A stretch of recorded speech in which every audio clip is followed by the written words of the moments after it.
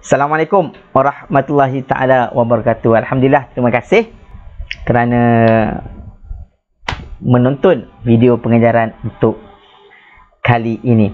Baik, kepada yang mungkin pertama kali yang terjumpa video ni, channel ni, okey, pertamanya cikgu ucapkan terima kasih, dan yang kedua cikgu mohonlah sekiranya ada kesudian di kalangan penonton untuk tekan butang subscribe dan juga loceng dan juga menekan butang like.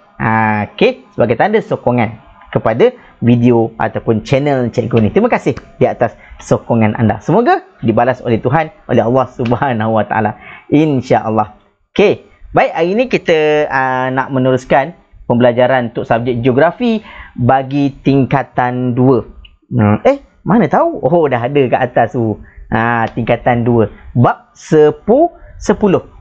Dan hari ini kita nak fokus kepada subtopik 10.1 dan 10.2 sahaja. Baik, apakah itu bab 10? Okey, kita tengok bab 10. Apa tu bab 10? Okey, bab 10 ni adalah bab yang terakhir untuk geografi tingkatan 2. Ada bab satu lagi, bab 11. Tapi bab 11 tu lebih kepada kerja lapangan. Tapi ini untuk topik ini, untuk tema yang terakhir ini, iaitu temanya berkaitan dengan isu dan juga pengurusan alam sekitar. Bab 10 kaitan dengan teknologi hijau. Dan kita hanya fokus pada hari ini, ni dia subtopik 10.1 dan 10.2, iaitu untuk kita menyatakan konsep teknologi hijau.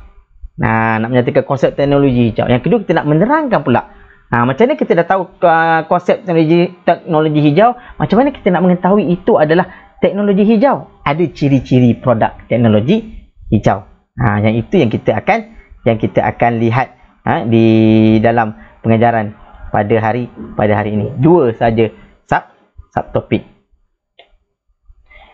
Baik, diharapkan pelajar-pelajar bersedia dengan sedikitlah pen dan juga kertas.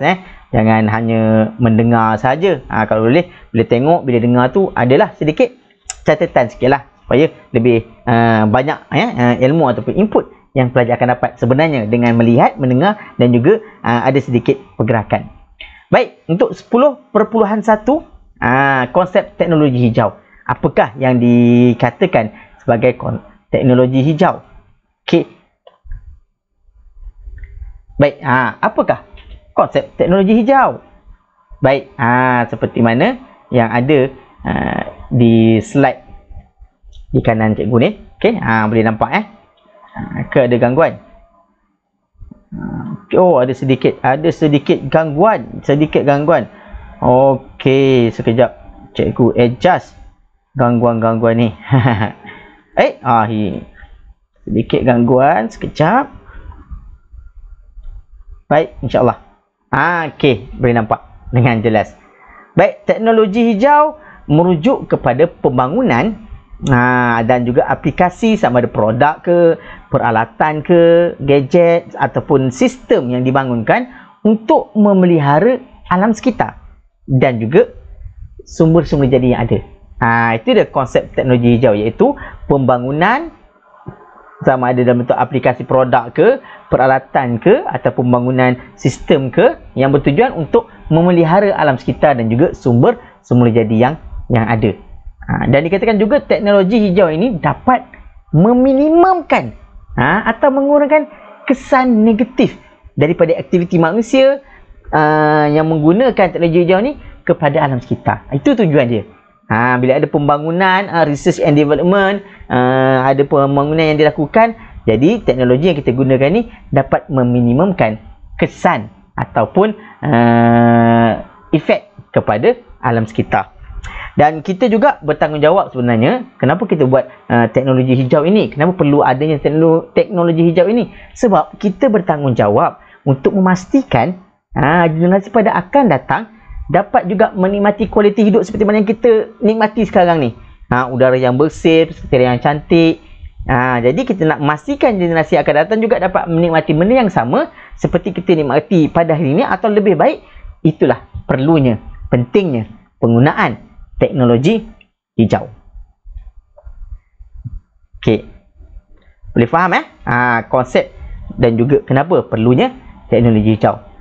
Okey. Baik. Pak bumi kita. Bumi kita. Okey. Dan juga ini matlamat teknologi hijau. Tu juga dah beritahu sedikit. Ini serba banyak. Okey. Yang pertama, apakah matlamat dia kita buat teknologi hijau ni? Pertama adalah meningkatkan tahap kesihatan dan kehidupan manusia. Dengan aplikasi, dengan sistem, dengan peralatan yang ada ni, kita boleh mengamalkan gaya hidup yang lebih sihat. Okey.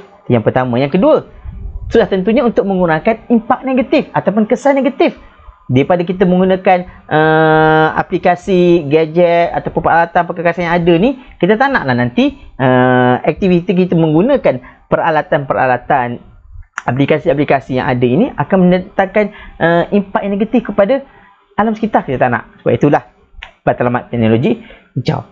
Yang ketiga, apabila kita dapat mengurangkan impak, kita secara tidak langsung dapat juga melindungi ekosistem semula jadi yang ada. Dan yang keempat, ianya menjadi alternatif.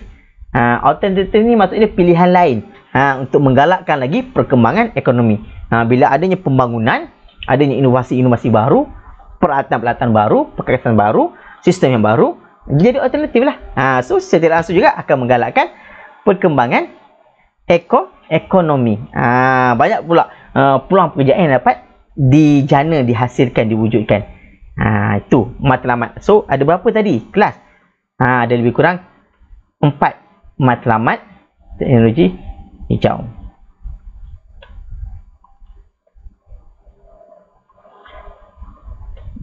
Okey, kita teruskan lagi.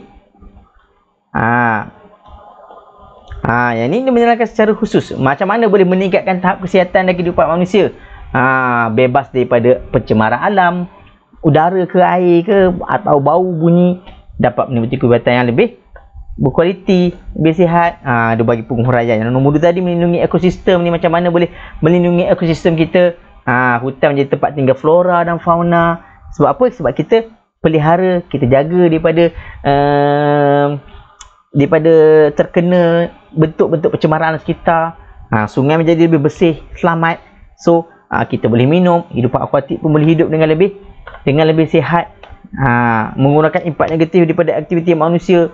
Yang macam mana kita tahu bahawa apabila kita menggunakan teknologi hijau ini, kita mengurangkan kesan negatif daripada aktiviti manusia ini, seperti pembuangan toksik ke, penebangan pokok ke, pembuangan sampah dan sebagainya. Dan yang keempat inilah menjadi alternatif tadi. Mewujudkan banyak peluang pekerjaan yang cikgu sebut tadi. Menggalakkan pula pelawak asing untuk datang ke dalam negara untuk melabur di dalam penggunaan teknologi hijau. Dan sudah semestinya bila ada pembangunan, bila ada inovasi, peralatan, perkakasan sistem yang ada, dia akan lebih menjimatkan lagi kos operasi dan juga meningkatkan lagi produktiviti kerja kita. Okey. Itu penerangan tentang matlamat teknologi hijau. Okey, ada 4. Okey, habis. Itu tadi konsep dan juga matlamat. Kenapanya perlu ada teknologi hijau, perlu kita membangunkan lagi dan menggunakan lagi banyak peralatan-peralatan perkakasan atau sistem yang berkaitan dengan teknologi hijau. Baik, sekarang kita pergi pada 10.2. Apa itu 10.2? Kita ingin melihat ciri-ciri produk teknologi hijau. So kalau kita tak tahu mana satu teknologi hijau, mana satu bukan teknologi hijau, macam mana kita nak menggalakkan lagi penggunaan teknologi hijau? Jadi kita tahu. So apakah ciri-ciri yang ada di dalam teknologi hijau? Baik, sini ada berapa? Kriteria produk teknologi hijau ada lebih kurang 9. Pertama, mestilah produk itu, peralatan itu, gadget itu, sistem itu boleh dikitar semula. Bila kita semula, selamatlah alam sekitar. Yang kedua, mestilah menjimatkan penggunaan tenaga. Dulu orang pakai lampu Kalimantan, sekarang dah pakai lampu LED, lagi jimat tenaga. Bil elektrik pun jadi lagi jimat. Yang ketiga, meminimumkan kemerosotan terhadap alam sekitar. Pun sama, bila lampu Kalimantan dengan LED ni lebih kesan dia kepada sekitar kurang sikit lah. Macam lampu Kalimantan ni panas. So bila kekal tu terbang, boleh mati, contoh mudah. Okay, yang keempat, Boleh pula daripada teknologi yang ada tu, kita boleh menghasilkan produk melalui inovasi. Dengan teknologi hijau kita boleh buat inovasi, hasilkan produk lain pula. Yang kelima, selamat digunakan. Orang kecil, orang besar, siapa saja boleh gunakan dengan selamat. Yang keenam, kadar pembebasan gas rumah hijau juga rendah. Dia tidak, bila kita menggunakan teknologi ini, peralatan perkataan ini tidak membebaskan terlalu banyak ataupun hampir minimum pembebasan gas rumah hijau. Yang ketujuh, penggunaan tenaga boleh diperbaharui. Yang kelapan, piawaian ataupun piawai produk tinggi. Maksudnya sebelum teknologi itu dikeluarkan, dia ada pengiktirafan bahawa jimat tenaga mesra alam. Kadang kita tengok kan, banyaklah dalam peralatan yang baru ada, dia tulis daripada sirim, contoh berapa bintang, 5 bintang, 3 bintang. Situ kita boleh tengok. Okey, semakin tinggi bintang, semakin baguslah teknologi hijau yang ada pada produk tersebut. Dan yang terakhir adalah mestilah mudah digunakan dan berteknologi tinggi. So tentulah setiap peralatan, setiap produk zaman sekarang semua nak mudah. Mana ada orang nak susah kan? Lagi mudah lagi bagus, dan menggunakan teknologi yang tinggi. Tu uji minda. Baik, itu dia kriteria ataupun ciri produk teknologi hijau. Ada 9 semuanya. Jadi minta pelajar boleh hafal lah ataupun boleh ingat ke 9 ciri ataupun kriteria yang berkaitan dengan teknologi hijau. Dan insyaAllah itu sahaja setakat hari ini, 10.1 dan 10.2, iaitu ada 4 matlamat kenapa perlunya teknologi hijau, apa dikatakan konsep teknologi hijau, dan ada lebih kurang 9 ciri ataupun kriteria yang berkaitan dengan produk-produk teknologi hijau. Bermaksudnya apabila adanya ke-9 ataupun salah satu kriteria tu, maksudnya dia adalah produk yang lebih mesra alam, ataupun kita belajar ni produk yang teknologi hijau. Baik, sebelum cikgu meninggalkan, mintalah sekali lagi like, komen, share kalau bermanfaat untuk rakan-rakan yang lain, untuk menimbul ilmu, untuk dapat sedikit maklumat.